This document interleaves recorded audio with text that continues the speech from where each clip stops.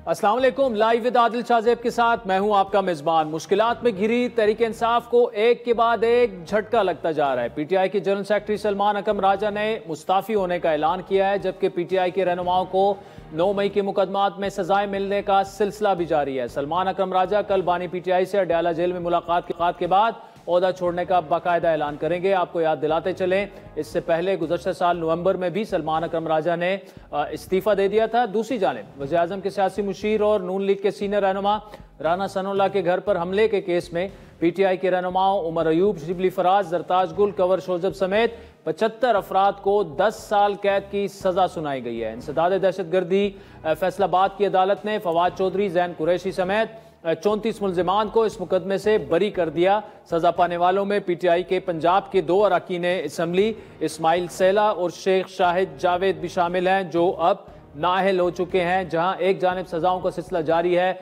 वहीं हुकूमत की जानिब से पीटीआई को तसलसल के साथ मुज़ाकरात की दावत भी दी जा रही है। ज़राए के मुताबिक बैकडोर राब्ते भी हो रहे थे, लेकिन इनमें गुज़श्ता हफ्ते बानी पीटीआई की हमशीरा अलीमा खान के बेटों की गिरफ्तारी के बाद तातुल आ चुका है। अलीमा खान के बेटों शेर शाह और शारेस को रिमांड पर पुलिस के हवाले कर दिया गया है। अलीमा खान के बकौल उनके बच्चों को गिरफ्तार करके उन्हें दबाया नहीं जा सकता।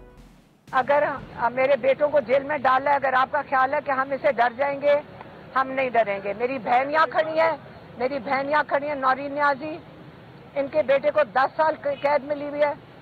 हमारे भाई जो हैं 14 साल कैद है, बुशरा बीबी को 7 साल कैद है। आपने जितनी सजाएं सुनानी है सुना दें, हम तैयार हैं। जिन्होंने बिल्डिंगों को आग लगाई उनको बिल्कुल सजा मिलनी चाहिए। दूसरी जानिब बानी पीटीआई ने वज़ीर आला पंजाब मरियम नवाज पर मुकदमे के लिए सीपीओ को दरख्वास्त दे दी है। कोरियर सर्विस के जरिए सीपीओ ऑफिस में भेजी गई दरख्वास्त में बानी पीटीआई ने कैद में सहूलियात ना मिलने का नुक्ता उठाया। मुल्क में जहां एक जानिब सियासी महाज गर्म होता दिखाई दे रहा है, वहीं एक बार फिर नए इंतजामी सूबे बनाने का शोशा भी छोड़ दिया गया है। इस वक्त पूरे मुल्क में मौजूद बहस है। नए सूबों के क़याम की बातें पहली मरतबा नहीं हो रही, माजी में कई मरतबा उस तरह की बातें होती रही हैं। 83 में जनरल ज़िया के दौर में मौलाना जफ़र अंसारी की सरबराही में एक कमीशन भी कायम कर दिया गया था, लेकिन कमीशन के अरकान कई दिन बहस के बाद भी सूबों के क़याम पर मुतफिक ना हो सके। हालिया दिनों में एक बार फिर नए सूबों के मुतालबात सामने आ रहे हैं। ताजिर बिरादरी की जानिब से बाज़ाब्ता मुतालबा कर दिया गया है। हुकूमती इत्तेहादी जमात इस्तेकाम पार्टी के सरबराह वफाकी वजीर अलीम खान ने नए सूबों के क़याम को पाकिस्तान की ज़रूरत करार दिया है, लेकिन नून लीग के रहनुमा और वज़ीर आज़म की मुशीर राना सनाउल्लाह ने नए सूबों की बहस को एक शोशा करार दे दिया। हुकूमत जो है मुकम्मल इसके ऊपर गैर संजीदा है। लेकिन मामला ये है कि जब कोई खबर नहीं होती तो भी इससे भी खबरें जो है ना वो चलाई जाती हैं ताकि कारोबार जो है वो चलता रहे। वफाकी हुकूमत ने कौमी महासिल की सूबों में तकसीम के नए अवार्ड के लिए 11वें कौमी मालियाती कमीशन NFC तश्कील दे दिया है, जिसका पहला इजलास कल होगा।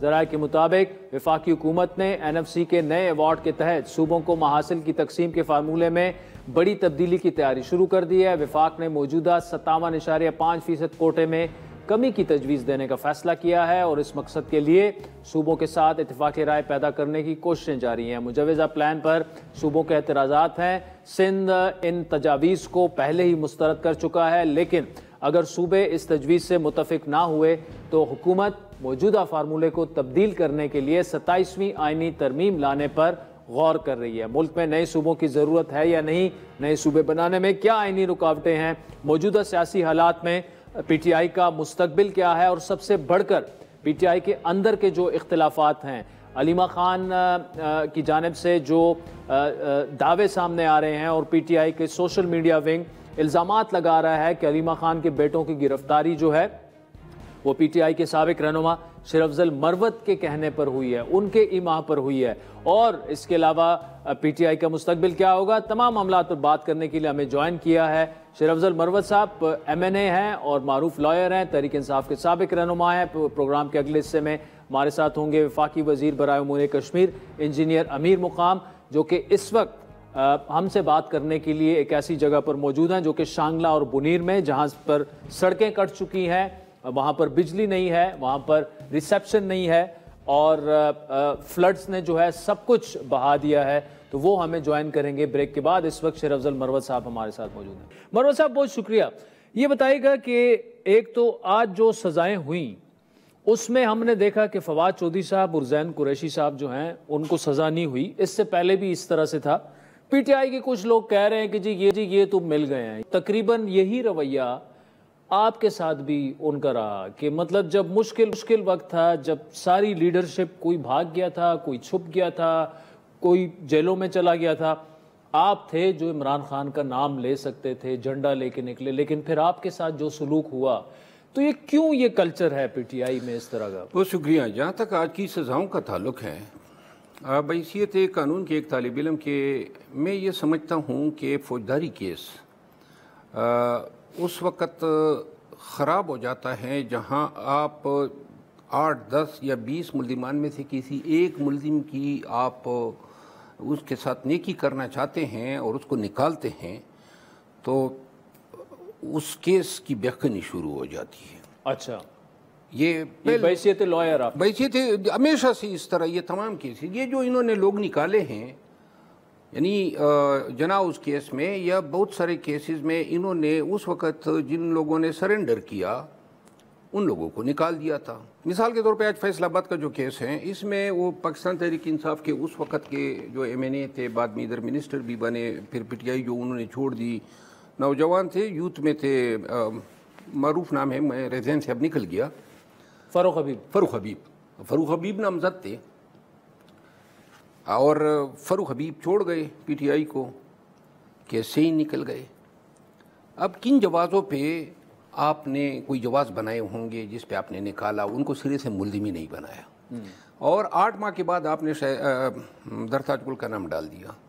8 ماہ کے بعد ایف آئی آر میں نہیں ہے, کوئی شواہد نہیں, 8 ماہ بعد آپ پہ وہی نازل ہو گئی کہ جی وہ جو 8 ماہ پہلے کیس ہوا تھا اس میں یہ بھی شریک جرم اس طرح ہیں کہ جو مشورہ ہوا تھا مشاورت کا, ان پہ کنسپیریسی کا الزام ہے کہ ان کے ایما پہ یہ کام ہوا ہے, اور یہی عمر ایوب خان کی یہی جو دیگر. تو لہذا ایما پہ کیس ثابت کرنا جو ہے نا, پاکستان کی تاریخ میں ایک کیس ثابت ہوا ہے آج تک, وہ ہے ذوالفقار بھٹو والا. اس پہ بھی 50 سال بعد سپریم کورٹ نے انڈو کر دیا تھا, معذرت کی. اب جو ہے یہ فیصلے جو ہو رہے ہیں توق کے حساب سے, اتوار بازار لگائے سزاؤں کا, یہ ٹینیبل نہیں ہے یہ سزائیں. اور لیکن پی ٹی آئی کے اندر بڑے لوگ خوش ہیں ان سزاؤں پہ, کچھ لوگ ہیں. پی ٹی آئی کا کلچر یہی ہے کہ جو بھی پی ٹی آئی کا لیڈر ذلیل ہوتا ہے, خوار ہوتا ہے, پارٹی چڑائی جاتی ہے. آپ یاد کریں نا, 9 مئی کے بعد جن لوگوں کو مارا پیٹا گیا, جن لوگوں سے پارٹی چھڑائی گئی, اب یہ جو لوگ تھے یہ تو پولیٹیشنز تھے, یہ تو کوئی سپرمین تو نہیں تھے کہ مار داڑ یا تشدد برداشت کرتے. اسد عمر سے یہ توقع رکھنا کہ جناب وہ تشدد برداشت کرے گا, تو لہذا انہوں نے کہا جی ٹھیک ہے ہم چھوڑ دیتے ہیں. انہوں نے ان سے یہ بھی چھڑائی گئی, مار بھی کھائی. فواد چودھری 8 مہینے جیل میں رہا. اوپر سے جناب علی پاکستان تحریک انصاف کی سوشل میڈیا بھی پیچھے پڑ گئی انہی لوگوں کے جو کہ جناب غدار ہیں, فلاں ہیں, خان کا ساتھ چھوڑ دیا, یہ ہو گیا. اسٹیبلشمنٹ کی پارٹ بی کا کردار ادا کیا پی ٹی آئی کی سوشل میڈیا ٹیم نے اس وقت, اور آج تک یہ جاری ہے نا. آپ دیکھیں نا 2018 کے بعد, آپ ایک نام مجھے بتائیں 2018 کے اقتدار کے بعد آج تک کوئی ایک شخص پی ٹی آئی میں آیا ہو, کبھی آیا ہے؟ کیوں نہیں آیا ہے؟ کیونکہ لینے کی روادار ہی نہیں ہے.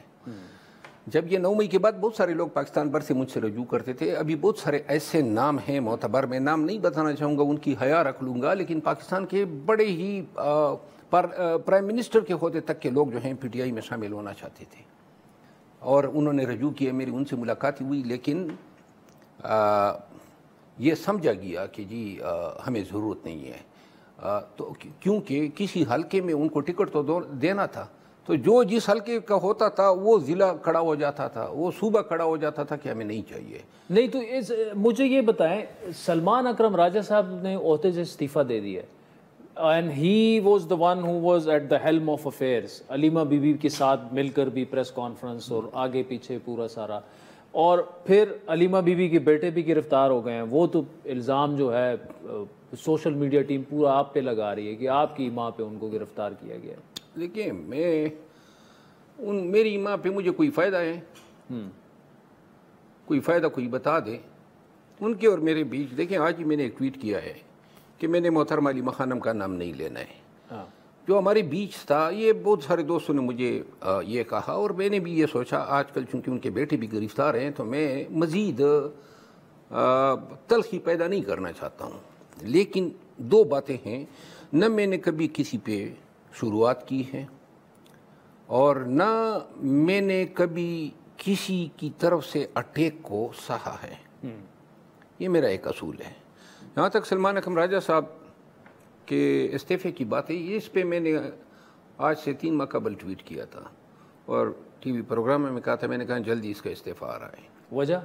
وجہ یہ تھی کہ معاملات ان سے سنبھالے نہیں گئے اور اپریشنل سائٹ پہ پی ٹی آئی کی اپریشنل سائٹ کا انچارج ہوتا ہے سیکرٹری جنرل. اگر آپ دیکھیں نا 1 سال لگ بھگ ہو گیا ان کو سیکرٹری جنرل بنی ہوئی ہے اور 1 سال میں جتنے تیزی سے پی ٹی آئی زوال پذیر ہوئی ہے، اس کی احتجاجی قوت کمزور ہوئی ہے، اس میں گروپس، اس میں انتشار بہت پھیلا ہے. اس کی ایک بڑی وجہ سلمان اکرم راجہ کا جنرل سیکرٹری ہونا. دیکھیں سلمان اکرم راجہ صاحب جو ہیں وہ سیاسی آدمی تو نہیں تھے. مجھے انہوں نے کس طرح ہینڈل کیا، جب ہی سیکرٹری جنرل بنا یہ بھول گئے کہ ہم وکیل ہیں، دونوں خان کی ٹیم کے حصے تھے، ہم اکٹھے اٹھتے بیٹھتے تھے. اور فوراً ہی جیل سے جس دن باہر آئے نا سیکرٹری جنرل بنے تو سب سے پہلا اٹیک انہوں نے مجھ پہ کیا. یعنی آپ کو پارٹی سے نکالنے میں مرکزی کردار ان کا تھا؟ بالکل تھا، اس میں کوئی شک نہیں ہے. لیکن انہوں نے کیا، پھر 2-3 دفعہ جب کیا تو آخر میں نے بھی جواب دیا. اب اگر سلمان اکرم راجہ صاحب تھوڑا سا تعامل سے کام لیتے، یہی میرے ساتھ جو رویہ تھا نا وہی رویہ تمام پارلیمنٹرین کے ساتھ تھا، تمام ایم پی ایس کے ساتھ تھا، تو یوں جو ہیں کوئی ایسے رویوں کو تو برداشت نہیں کرتا ہے نا. تو لہٰذا پارٹی میں یہ چیز پھیلی، بددلی، بد اطمینانی، مایوسی. اور کاش تھوڑا سا تحمل ہوتا، تھوڑا سا کسی کو ریگارڈ دیتے تو یہ اپنی وکالت کے جو ان کے ٹریٹس ہیں، جو ان کے گر ہیں شخصیت کے، کلام کے، اس بنیاد پہ ایک اچھے سیکرٹری جنرل ہوتے. لیکن انہوں نے جو ہے اسپائل کیا، ضائع کیا اس اپرچونٹی کو. ہو سکتا ہے ان کا استعفیٰ قبول ہو سکتا ہے اس کا استعفیٰ قبول نہ ہو، لیکن یہ میں ضرور کہہ سکتا ہوں کہ یا تو ان کو اپنا رویہ تبدیل کرنا ہوگا یا پھر بہتر ہے کہ یہ ذمہ داریاں کسی اور کی کو. اچھا، جو پی ٹی آئی کی ابھی جو پولیٹیکل اسٹریٹجی رہی ہے، اور ظاہری بات ہے یہ پارٹی خود اپنے آپ کو مزید کارنر میں دھکیل رہی ہے اپنی پولیٹیکل اسٹریٹجی، اسپیشلی آپ جیسے لوگوں کے جانے کے بعد، اور ایون وہ فواد چودھری کے جو بھائی ہیں فیصل چودھری، ان کو بھی نکال دیا. آپ پی ٹی آئی کا مستقبل کیسے دیکھ رہے ہیں؟ کیا مزید مشکلات آپ بڑھتی دیکھ رہے ہیں پی ٹی آئی کے لیے یا کم ہو جائیں گی آپ کے خیال میں؟ دیکھیں یہ باتیں جو آج میں آپ کے پروگرام میں کر سکتا ہوں، یہ باتیں نکالنے کا میں 1 سال پہلے یا میں سوچ بھی نہیں سکتا تھا کہ میرے منہ سے یہ باتیں بھی نکلیں گی. مجھے یہ جو پاکستان تحریک انصاف کی نبض کو میں پہچانتا ہوں، اس کی نفسیات کو سمجھتا ہوں، اس کی اندر کے ہر ایک ماہیت کو، حجم کو سمجھتا ہوں. میں یہ سمجھتا ہوں کہ گزشتہ 1.25 سال کی جو ناکامیاں ہیں، جو بدنیتی پر مبنی فیصلے ہیں، جس نے پارٹی کو آج اس مقام پہ کھڑا کر دیا ہے کہ نہ اس کی احتجاجی صلاحیت رہی ہے احتجاج کرنے کی، نہ اس میں کوئی یگانگت ہے، نہ اس میں کوئی اتحاد ہے. ایک کہتا ہے 14 اگست کو احتجاج کرنا ہے، دوسرا کہتا ہے نہیں کرنا ہے. ایک کہتا ہے فلاں لیڈر آف دا اپوزیشن ہوگا، دوسرا کہتا ہے ہم ویٹو کرتے ہیں. ایک کہتا ہے جی فلاں خان کا یہ حکم ہے کہ جی پارلیمانی یہ جو ضمنی الیکشن ہے اس میں حصہ نہیں لینا ہے، دوسرے کہتے ہیں لینا ہے. دیکھیں یہ صورتحال پارٹی میں پہلے کبھی نہیں ہوا کرتی تھی. تو پارٹی اس مقام پہ پہنچی ہے. مجھے اللہ نہ کرے پاکستان کی جمہوریت کے لیے ایک اچھی پارٹی ہے، ایک فیڈرل اکائی یعنی فیڈریشن پہ یقین رکھنے والی پاکستان کی وحدت کے لیے. لیکن میں سمجھتا ہوں کہ خود ایک ایسے وقت میں کہ جب کہ پارٹی اپنے مقبولیت کی معراج پہ ہیں، لیکن عین اسی وقت اس کا زوال بھی ہو رہا ہے، اور مجھے نظر آ رہا ہے کہ یہ غلط اور ناقص فیصلے جو ہیں انہوں نے جو ہیں پارٹی کو اس مقام پہ کھڑا کیا ہے۔ شاید ابھی بھی تھوڑا بہت وقت ہے کہ ہم اپنی اصلاح کر لیں، پارٹی کو اور حال کرنا ہوگا۔ جو سفارشوں پہ لوگ آئے، جنہوں نے ان لوگوں کو ہٹایا جنہوں نے 9 مئی کے بعد تحریک چلائی، صحیح، ان کو ہٹا کے آپ نے نااہل لوگوں کو لگا دیا۔ پارٹی میں وہ روح جو ہیں، وہ پارٹی میں وہ جو اسپرٹ ہے وہ اپنی کینچی ہوئی ہے۔ جب تک آپ انجیکٹ نہیں کریں گے، لیکن اس کے لیے وقت کم ہے۔ جتنا وقت حکومت نے طوالت لی اور گین کیا، این ایگزیکٹلی اتنا ہی وقت جو ہے پارٹی کو آپ نے نقصان ملا، زوال سے زوال پذیر ہوتی گئی۔ اور اگر نہ ہوا تو میں شاید ابھی یہ دیکھ رہا ہوں، یہ دیکھیں یہ جو بار بار سزائیں ہو رہی ہیں، جبر کے آگے تو ہم پہلے بھی نہیں ٹھیکے تھے۔ اچھا مروت صاحب، یہ جو آپ نے بات کی کہ پارٹی نے ایک طرف مقبولیت کی معراج پہ لیکن ساتھ میں زوال پذیر بھی ہو رہی ہے، اس میں سوال یہ پیدا ہوتا ہے کہ آپ کی پارٹی کا جو سوشل میڈیا ہے نا، وہ ایک اژدہا بن چکا ہے، اسپیشلی جو باہر بیٹھے ہوئے لوگ ہیں۔ مطلب اب آپ کو میں دیکھ رہا ہوتا ہوں نا، روزانہ 6-6 ہزار ایک ٹرینڈ بنانا شروع کر دیتے ہیں۔ اسی طرح آپ کے پارٹی کے اور جس کے پیچھے پڑ جاتے ہیں، ایون سی ایم کے پی یہ کہنے پر مجبور ہو گئے کہ یار اب دائرے کے اندر اس پارٹی کے کارکنان کو لانا پڑے گا یا سوشل میڈیا کو لانا پڑے گا۔ Am I correct? Social media جو ہے نا، وہ اژدہا سے بھی بڑی ایک چیز بن چکی ہے۔ آپ پی ٹی آئی کے لیڈرز، جو پی ٹی آئی کا فیس ہیں، جو آج پی ٹی آئی جن کے دم سے کھڑی ہے، بیرسٹر گور چیئرمین ہیں، علی امین خان پی ٹی آئی کا وزیر اعلیٰ ہے، اور پھر آپ کسی بھی پی ٹی آئی کے لیڈر کا نام لیں، بالخصوص جن کا تعلق خیبر پختونخوا سے ہو، ان کے ٹویٹس پہ جا کے دیکھیں تو سب نے ان کے ڈر سے اپنے کمنٹس بند کیے ہوتے۔ حالت یہ آئی ہے بجائے اس کے کہ یہ مخالفین پہ اٹیک کریں۔ یہ جو گالم گلوچ کا کلچر ہے نا، اس نے وہ جو ایک منطق کی، عقل کی، دانش کی جو ایک گہرائی ہوتی ہے وہ چھین لی ہے، اور یہ اب ایک ٹیرر بن چکی ہیں خود پی ٹی آئی کے لیے۔ یہ 3 مختلف گروپوں میں تقسیم ہے۔ ایک گروپ وہ ہیں جو پیسے بناتا ہے جھوٹ بول کے، ان کا کام خان کی تصویر لگا کے فالوور بڑھانا ہے اور پھر یہ بلاگ کرنا ہے، اور آگے سے آپ نے یہ ان لوگوں کا مقصد ڈالر بنانا ہے۔ یہ تو گروپ نمبر 1 ہو گیا۔ گروپ نمبر 2 وہ اسکول آف تھاٹ ہیں جو یہ سمجھتے ہیں کہ پارٹی میں لیڈرشپ کے ساتھ مراسم بنا کے ان کے ایما پہ پہلے گروپ کے ساتھ مل کے یہ ٹارگٹ کرتے ہیں، اور یوں اس طریقے سے کچھ لوگ ایسے بھی ہیں جو پارٹی کے لوگوں کو بلیک میل بھی کرتے ہیں۔ اور یہ وہ گروپ ہیں جو جس میں آپ پی ٹی آئی آفیشل بھی شامل ہیں۔ پی ٹی آئی آفیشل یہ شامل ہیں کہ یہ ان کا لیڈرشپ کے ساتھ رابطہ ہوتا ہے، اور جس انداز میں انہوں نے واٹس ایپ گروپ بنائے ہیں، جس انداز میں یہ اے آئی کے ذریعے یہ پلان کرتے ہیں، آج کس کا کی بینڈ بجانی ہے، آج کس کو ماں بہن کی گالیاں سنانی ہیں، یہ بنا رہے ہیں اور کرتے ہیں۔ ایک تیسرا جو اسکول آف تھاٹ ہیں یا جو گروپ ہے، وہ پاکستان تحریک انصاف میں ہر دوسرے لیڈر نے اپنے ایک سوشل میڈیا ٹیم بنائی ہوتی ہے۔ کسی کے 200 ہیں، کسی کے 1000 ہیں، کسی کے 500 ہیں، اور پھر انہوں نے آپس میں الائن کیے ہوتے ہیں۔ اچھا، فلاں لیڈر کی فلاں کی ٹیم کے ساتھ ملی ہوتی ہے، اور یوں جناب کاؤنٹر کرتے ہیں، آپس میں لڑتے ہیں، ایک دوسرے پہ الزامات لگاتے ہیں۔ اسی میں ایک ایسی بھی ہیں جو جس میں مخالف پارٹیوں کے لوگ بھی شامل ہو جاتے ہیں، خان کی تصویر یا کا نابدو یا کا ناستعین لکھتے ہیں اور آگے سے پی ٹی آئی والوں کو گالیاں دیتے ہیں۔ اور اس میں یہ جس طرح مضر اور ننگ قوم یہ غدار ایدر میڈیا اور عادل راجہ جیسے لوگ بھی شامل ہو جاتے ہیں، اور وہ جناب عالی پھر اینٹی اسٹیٹ بیانیہ جو ہیں وہ بھی لے آتے ہیں تاکہ پی ٹی آئی جو ہیں۔ اور ویسے شہباز گل تو آپ کا دوست ہے فیور میں۔ شہباز گل کو جو ہے اللہ جو ہے جنت الفردوس میں مقام دے، میں تو اس کے لیے جنت ہی مانگ سکتا ہوں۔ باقی جو ہیں دوست تو شاید کسی کا نہیں ہے، وہ پیسے کا دوست ہے۔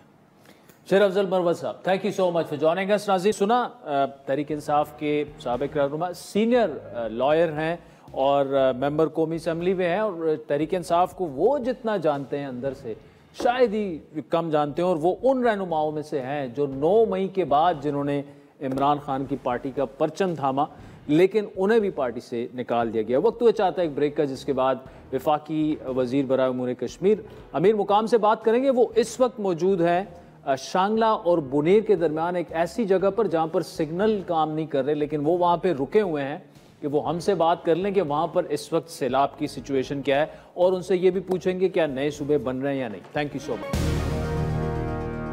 Welcome back. नाज़रीन, ब्रेक से पहले तहरीक इंसाफ के मामलात पर बड़ी दिलचस्प गुफ्तगू हुई मेंबर कौमी असम्बली शेर अफजल मरवत से। इस वक्त हमारे साथ मौजूद हैं वफाकी वज़ीर अमीर मुकाम साहब, जो कि गुज़श्ता 4-5 दिनों से जो शांगला, स्वात, मालाकंड और जो जहाँ पर सैलाब ने और बारिशों ने तबाही मचा दी थी, गांव के गांव वहाँ पर पानी के नीचे डूब गए थे, और 4-4, 5-5 किलोमीटर जो है वो सड़क कटी हुई है, ना वहाँ पर मवासलात हैं, टेलीफोन वगैरह तो छोड़ें, मोबाइल के सिग्नल्स और वो बिजली तक जो है वो वहाँ पर नहीं है, खाने पीने की अशिया वहाँ पर कैसी पहुँच रही हैं, और बाज़ जगह तो ऐसे हैं कि आपको 4-5 घंटे पैदल जाकर उन लोगों को उनकी मदद करनी चाहिए। मतलब उसकी अगर आप करना चाहते हैं तो वो यही होता है। अमीर मुकाम साहब, बहुत शुक्रिया। इस वक्त आप शांगला और बुनेर के दरमियान में मौजूद हैं और सड़कें टूट चुकी हैं, इंटरनेट काम नहीं कर रहा, और आप सिर्फ हमसे बात करने के लिए, क्योंकि सिर्फ वहीं पे सिग्नल आ रहे हैं, तो पहले तो थैंक यू सो मच। इस वक्त क्या सूरत हाल है वहाँ पर? अभी तक वफाकी हुकूमत ने वहाँ पर क्या किया? क्योंकि सूबाई हुकूमत के बारे में तो ये कहा जा रहा है कि जी उन्होंने जिम्मेदारी पूरी नहीं की, लेकिन वफाक ने भी उतना तो नहीं किया जितना करना चाहिए था। जो डिजास्टर हुआ काफी बड़ा डिजास्टर हुआ और हमारी कई अजला ऐड किए, तो जो आपने सवाल किया कि विफाक ने क्या किया, तो सबसे पहले हमने कोशिश की कि तमाम मुतासरा अजला में जाए बनफ्स नफीस, और हमसे जो कुछ हो सकता है मरकज की और प्राइम मिनिस्टर की नुमाइंदगी भी करे, और जो कुछ हम कर सकते हैं उनके लिए करे भी। तो वो प्राइम मिनिस्टर साहब ने एक कमेटी बनाई और मुझे उसका हेड बनाया, जिसमें कई और वज़रा भी है, और खुद उसको डेली की बुनियाद पर मॉनिटर भी कर रहे हैं, और उसमें डीमे वाले भी है, दूसरे भी है, जितने इदारे हैं उसको खुद देखते हैं। नफीस एक दौरा किया और हमने मेरिट की बुनियाद पर के बुनेर में ज्यादा कैजुअल्टीज हुए, ज्यादा शहादतें हुई, तो हमने पहला उसका फर्स्ट विजिट बुनेर के लिए रखा गया।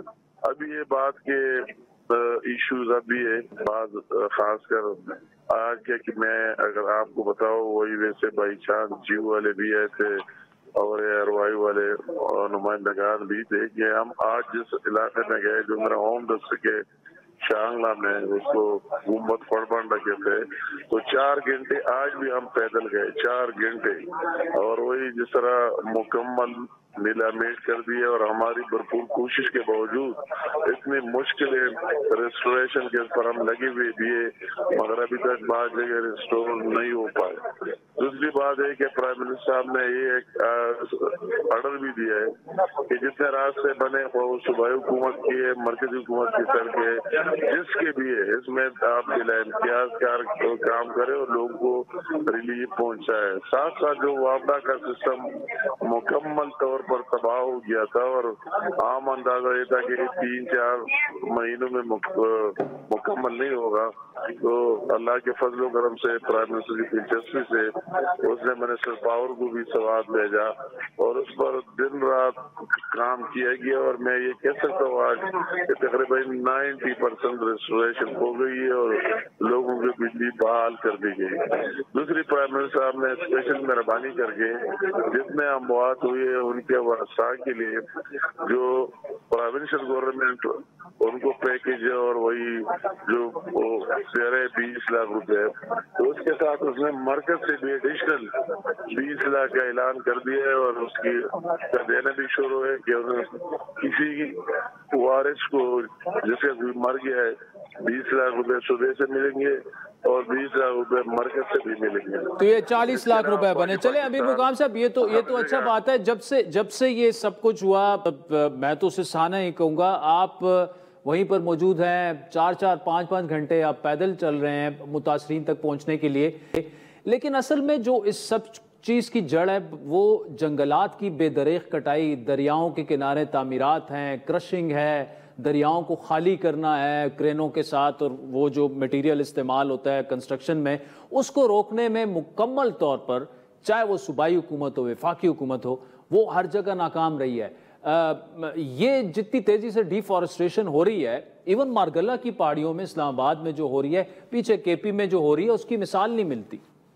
मतलब ये एक बहुत अहम बात है और उन पर मुकम्मल बैन होना चाहिए, पाबंदी होनी चाहिए। और इस तरह बाज लोग वो विंडफॉल के नाम से, उसी नाम से लेकर और फिर जंगल की कटाई होती है, तो मैं कहता हूँ इस पर मुकम्मल, ये कई मुल्कों में हम जाते हैं, मुकम्मल किसी को जरूरत ही नहीं होता कि इस तरह करे, तो इस पर मुकम्मल पाबंदी बैन होना चाहिए। और उनके लिए भी जो आपने दरियाओं के साथ, नालों के साथ, दूसरे जगहों के साथ, उसके भी अपने एक बाइलाज होने चाहिए और उस पर अमल दरामल होना चाहिए, यकीनी बनाना चाहिए। वो डिस्ट्रिक्ट गवर्नमेंट और प्रोविंशियल गवर्नमेंट का काम है।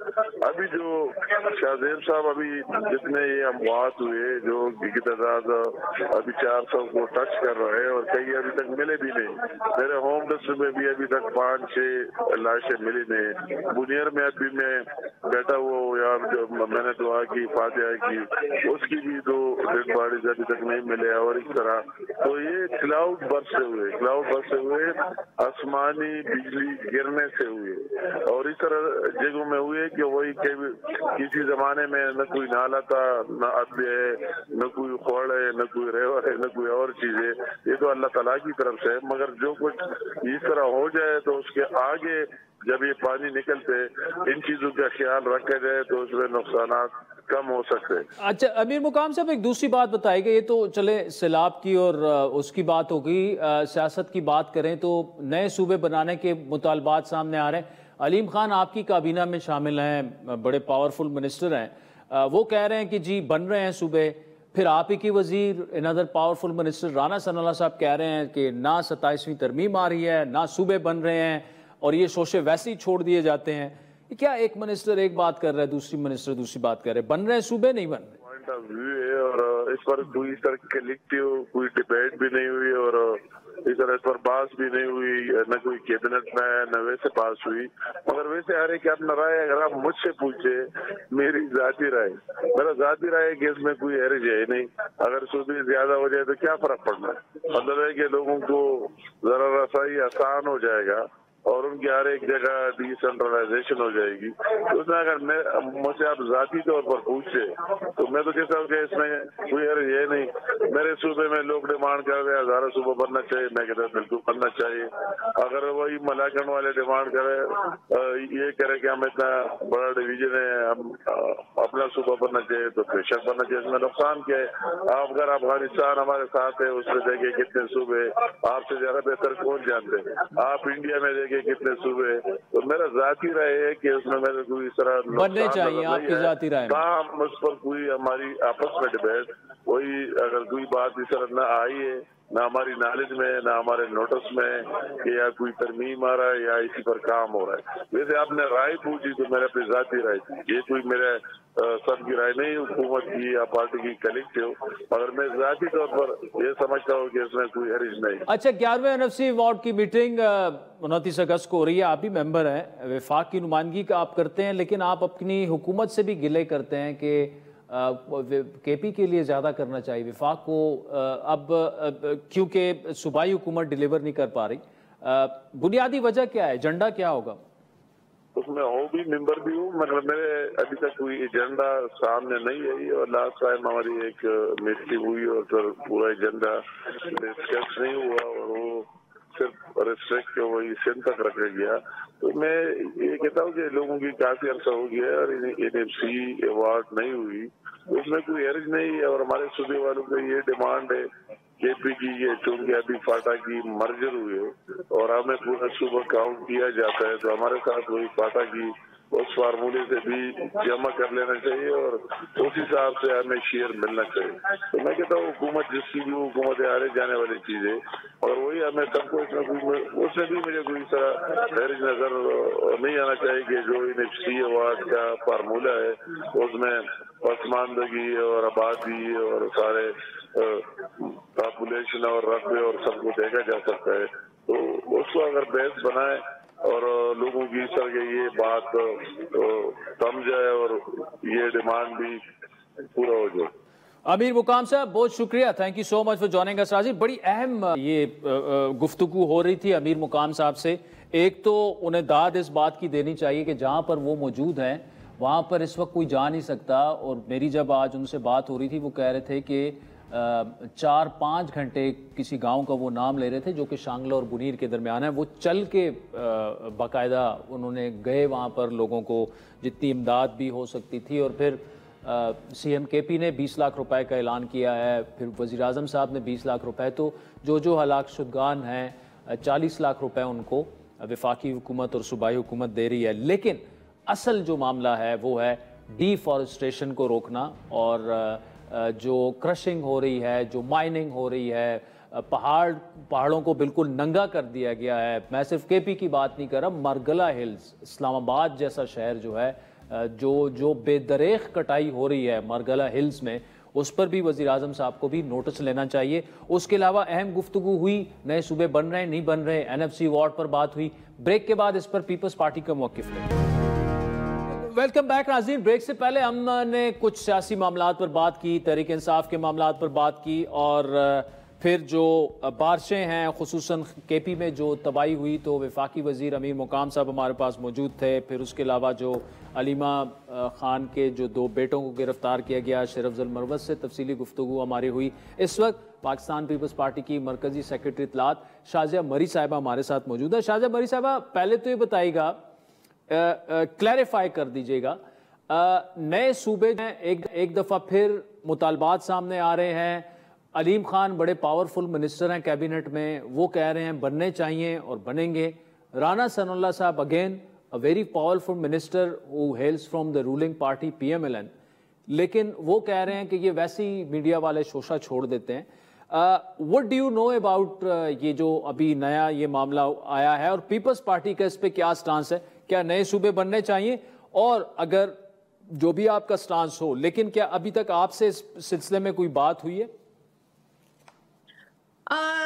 सबसे पहले तो ऐसी कोई बात हुकूमत की जानिब से नहीं हमारी लीडरशिप से या हम लोगों से डिस्कस हुई है, तो वो तो क्लियर है। दूसरी बात, जो राना सनाउल्लाह साहब का बयान है वो भी यकीनी तौर पर वो इम्पोर्टेंट बयान है, क्योंकि वो रूलिंग पार्टी से बिलोंग करते हैं, काबीना का हिस्सा हैं, तो उन्होंने भी एक बयान दिया है जो गौरतलब है। जहाँ तक पीपल्स पार्टी की बात है, तो सूबों के हवाले से हमारा मौक़िफ़ हमेशा से बड़ा क्लियर है कि देखें, ये पॉपुलर डिमांड पे बेस करती है बात, और अगर किसी सूबे के अंदर ये डिमांड है कि एडमिनिस्ट्रेटिवली एक सूबे की ज़रूरत है, तो उसका तरीक़ेकार जो है वो पाकिस्तान के आइन में दर्ज है। आप उसी सूबे की जो सूबाई असेंबली है, प्रोविंशियल असेंबली है, वहाँ से करारदाद टेबल करेंगे। वो अगर यूनानिमसली अप्रूव होती है या मेजॉरिटी से अप्रूव होती है, फिर वो नेशनल असेंबली जाएगी। So there is a whole procedure to be followed as per the constitution of Pakistan, और पीपल्स पार्टी इस पूरे प्रोसीजर को अहम समझती है।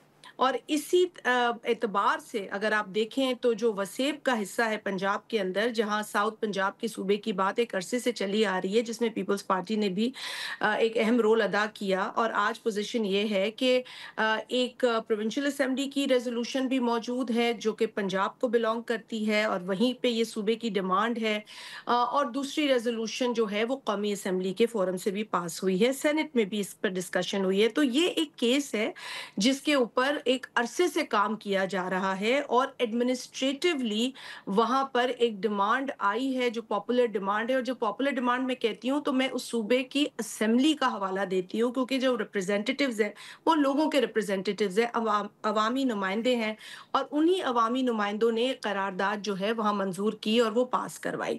तो एक ये इशू है पेंडिंग। अगर हुकूमत इस तरीके से जो है वो नए सूबे पर अमल करना चाह रही है, तो वो तो एक کیس پینڈنگ ہے.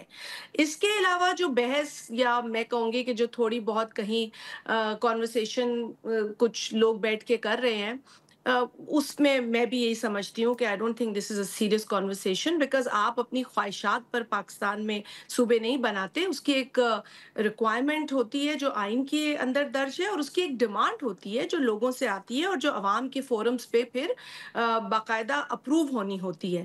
تو ایسے کوئی ڈرائنگ روم میں بیٹھ کر اگر اس خواہش کا اظہار کرے تو شازیہ, آپ پیپلز پارٹی جو ہے ایز لانگ ایز عوامی اگر مطالبہ ہے, پارلیمان اس کی اجازت دیتی ہے تو نئے صوبوں بنانے کے حق میں, لیکن ایز وی سپیک ابھی تک آپ سے کوئی رابطہ نہیں ہوا, یہ جو نئی بات سامنے آ رہی ہے ایسی کوئی بات نہیں ہے؟ نہیں, میں یہی کہتی ہوں, at the cost of repeating myself, کہ ہم یہی کہتے ہیں کہ اگر کوئی نئی صوبے کی ڈسکشن ہے تو it should strictly follow constitutional requirements and parliamentary procedures جو میں نے مینشن کیے. نو پولیٹیکل ڈیلز اور statement should be done hair.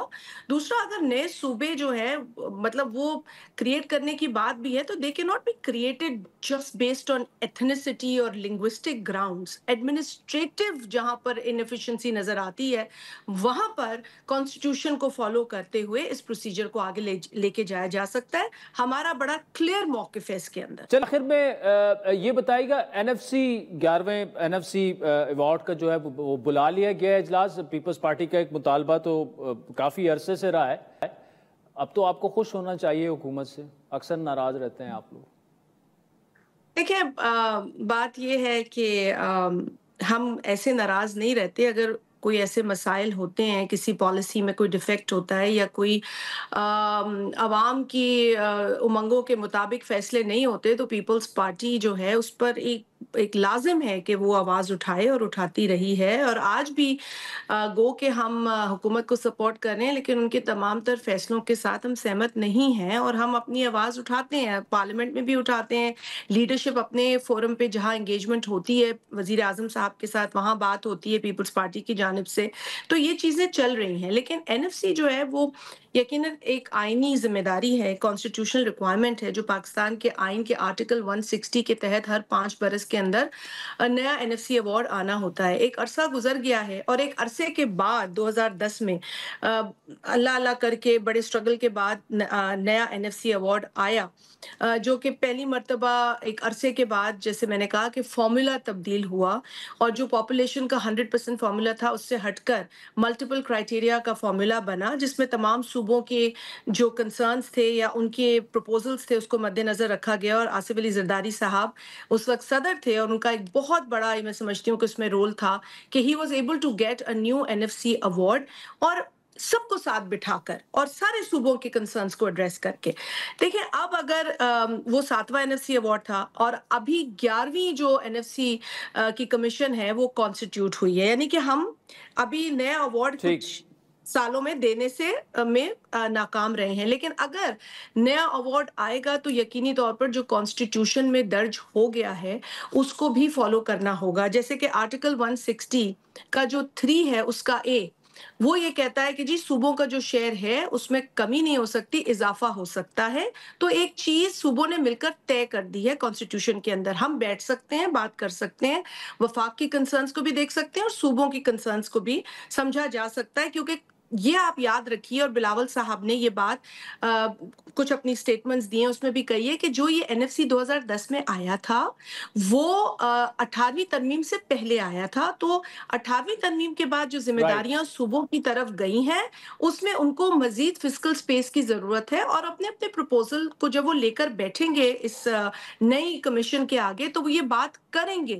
تو میں سمجھتی ہوں کہ اس میں اوپن مائنڈ ہونا چاہیے, پہلے سے ہی چیزوں کو طے کر کے اور اندیے نہیں دینے چاہیے. وفاق کو بھی اپنی جو فسکل ایفیشنسی ہے وہ بہتر کرنے کی ضرورت ہے, FBR کلیکشن کو بہتر کرنے کی ضرورت ہے, غیر ضروری اخراجات کو ختم کرنے کی ضرورت ہے, اور جو ڈیوالو سبجیکٹس ہیں, ڈپارٹمنٹس ہیں, ان کو بند کرنے کی ضرورت ہے.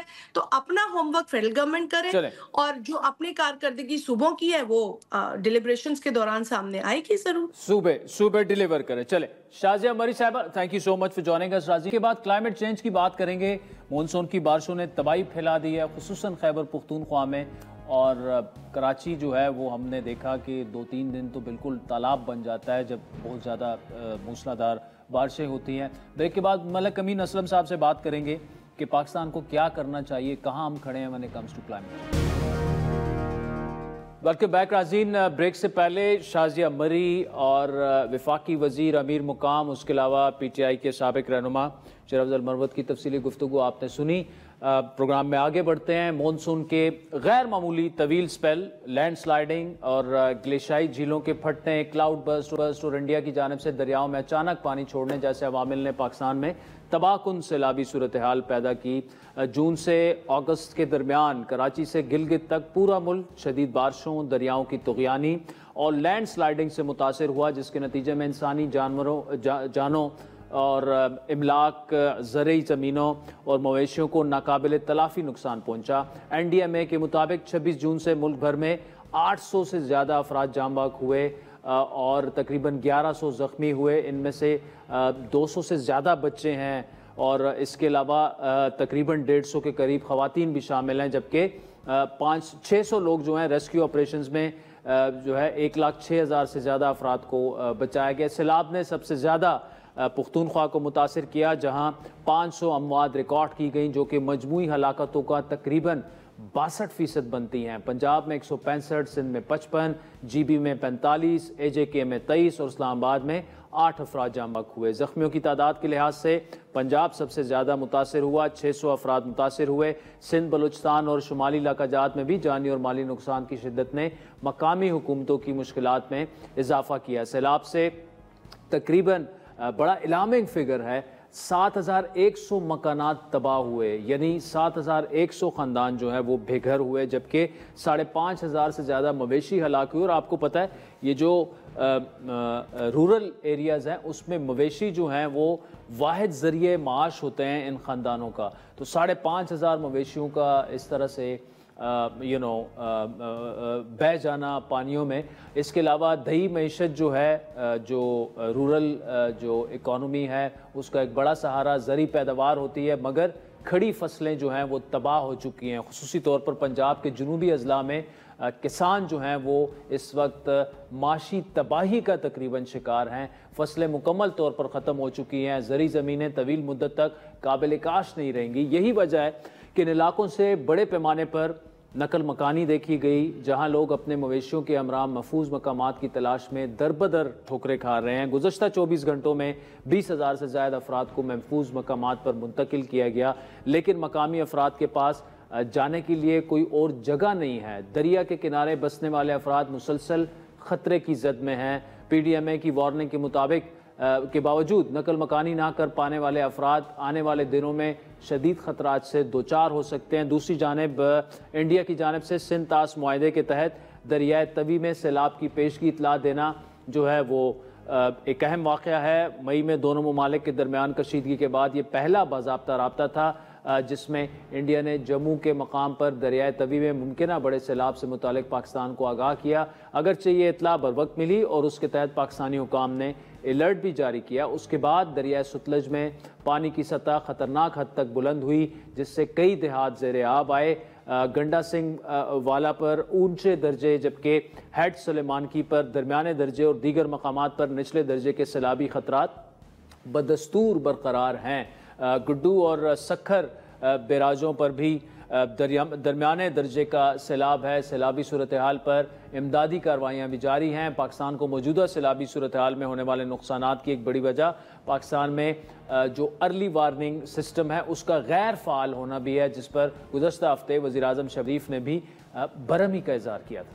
اگر اس کی تیاری نہ کی تو باقی ہم جو بھی کام کر لیں وہ کسی کام نہیں آئے گا. ایڈوانس وارننگ سسٹم, بڑا متحرک روبسٹ سسٹم یہاں پر موجود ہونا چاہیے. 7 سال سے یہ پروگرام چل رہا ہے اور کاغذوں میں اب جو ٹائم لائنز دی ہیں اس میں 1 دن کی بلکہ 1 گھنٹے کی بھی اضافہ نہیں ہوگا.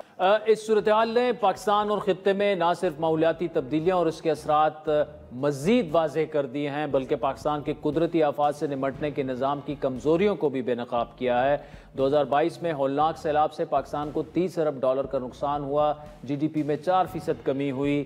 1985 جو ہے تقریباً 2,000 لوگ جو ہے وہ اس میں ہلاک ہوئے اور گلوبل کلائمیٹ انڈیکس نے پاکستان کو ماحولیاتی تبدیلیوں میں پہلے نمبر پر رکھا، لیکن ہم نے اس سے سیکھا کیا؟